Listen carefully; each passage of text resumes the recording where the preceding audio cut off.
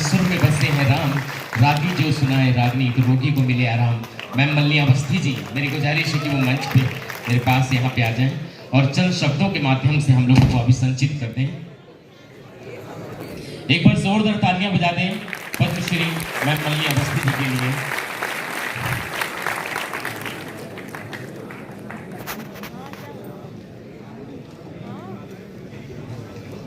नमस्कार, प्रणाम आप सभी को, राम राम। राम राम। आज के इस पूरे आयोजन के हेतु बेहद जुझारू और कर्मठ दूरदर्शी जफर सरेशवाला जी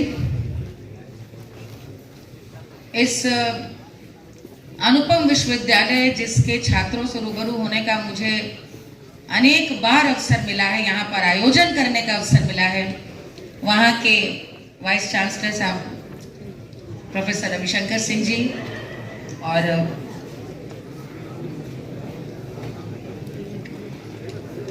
यहाँ पर उपस्थित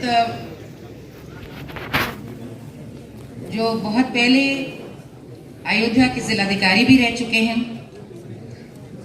ACS MSME और सूचना श्री नवनीत सहगल जी, जिन्होंने भी इतना ओजस्वी उद्बोधन दिया। स्नेहमयी श्रीमती रुपिंदर बरार जी, जो हमारे बीच में भारत सरकार पर्यटन विभाग से यहाँ पर उपस्थित हैं। साथ ही अजय ठाकुर जी, ऋषिकेश मिश्रा जी और साथ ही साथ हमारे अति सम्मानित हनुमानगढ़ के महंत जी, और जिनकी छवि, जिनकी बहुत शांत गरिमामयी उपस्थिति ने अयोध्या में विभिन्न आयोजनों को, विभिन्न गतिविधियों को गति प्रदान की, ऐसे बहुत ही होनहार जिलाधिकारी अयोध्या अनुज झा जी। साथ ही साथ यहाँ पे उपस्थित सारे मीडिया कर्मी, प्यारे बच्चों को एक बार फिर आपके बीच में उपस्थित होकर बहुत अच्छा लग रहा है। कुछ दिन पहले जैसे ही जफर भाई जी का मेरे पास फोन आया और उन्होंने अनुरोध किया कि तालीम और तरबियत के आयोजन हम अयोध्या में करने का विचार है, वो भी राम मनोहर लोहिया अपने अवध विश्वविद्यालय में हम इसका आयोजन करना चाहते हैं। अयोध्या और राम मनोहर लोहिया एक दूसरे के सापेक्ष बात आती है, तो साथ ही तो मैंने तुरंत ही सहर्ष उनको कहा कि मैं यहाँ पर न सिर्फ उपस्थित होंगी बल्कि इस मंच से बच्चों को यहाँ पर उपस्थित होना, देखना और अयोध्या में इस बेहद जरूरी पहल का साक्षी बनना और उसमें किसी भी तरह से हौसला अफजाई में यदि मेरी भूमिका से कोई मदद होती हो, चाहे वो आंशिक हो, 1% की हो, तो मैं अपना गौरव और अपना सम्मान मानती हूँ। मैं यहाँ पर अभी सबको सुन रही थी, मैं सिर्फ एक बात कहना चाहती हूँ। मैं बहुत छोटी थी तो मेरी माँ, जो घरेलू महिला थी, घरेलू महिला का साशय हिस्से है जो आजकल के संदर्भ में जो नॉन वर्किंग, भले ही वो वर्किंग महिला से ज्यादा कार्य करती,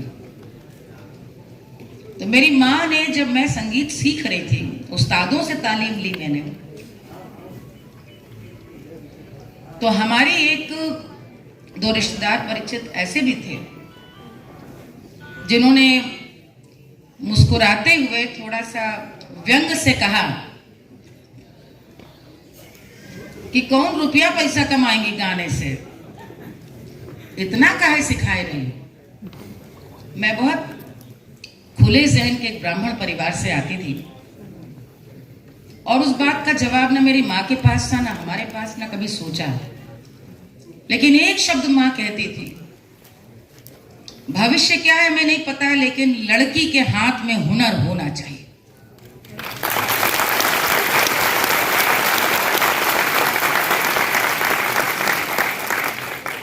और लड़की भले ना पढ़े लेकिन कढ़ी जरूर हो। और मैं इस बात को आज जिंदगी में मैंने इसको एक महिला सशक्तिकरण की बड़ी बड़ी बातें करते हैं, विमेन एम्पावरमेंट के नाम पर औरतों को आगे जाने की, आगे भागने की हिम्मत की आज हम जब तस्दीक करते हैं तो हम शायद पीछे पलट कर देखना भूल जाते हैं कि ज्यादा नहीं, गांव में ही बस जाकर के देख ले, एक आम किसान की पत्नी जो महिला किसान है वो अपने पति से ज्यादा वक्त किसानी का काम करती है।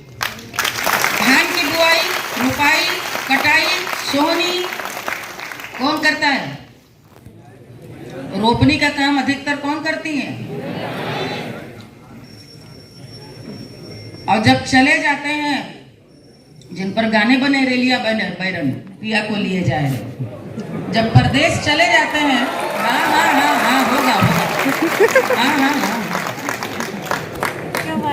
10-15 साल, 7 साल, 5 बरस के लिए जब पति प्रवास को रुपया कमाने के लिए परदेश, कलकत्ता, मुंबई कहीं भी गए, गाय, गखोरू, बछड़ा, बछिया सब खेती किसानी का काम कौन देखता है गौर मौजूदगी में?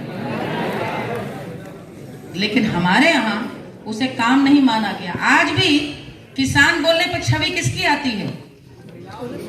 पुरुष की आती है।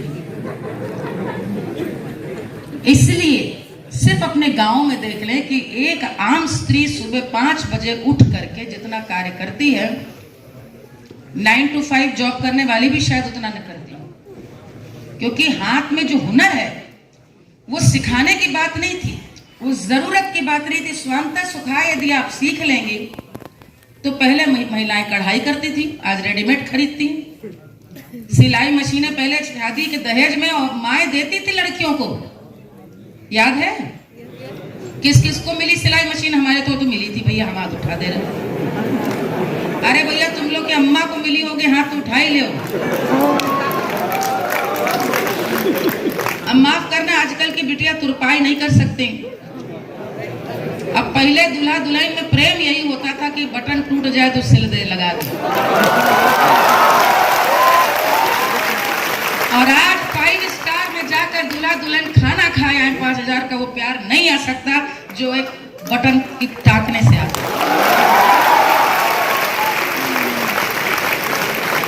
कहने का मकसद ये है, पुरानी कहावत है, अपना हाथ जगन्नाथ। अपने हाथों पे एतबार कीजिए, अपने हाथों की ताकत को पहचानिए और अपनी काबिलियत को समझिए। आपके आसपास इतना हुनर है, और मैं चूंकि पारंपरिक विधा से जुड़ी हूं तो मैं आपसे आज सिर्फ पारंपरिक विधा की बात कर रही हूं। आज लोग फार्म हाउस बना रहे हैं, खेती किसानी। इस लॉकडाउन ने तो सिखा दिया कि लौट कर वहीं आना है, 2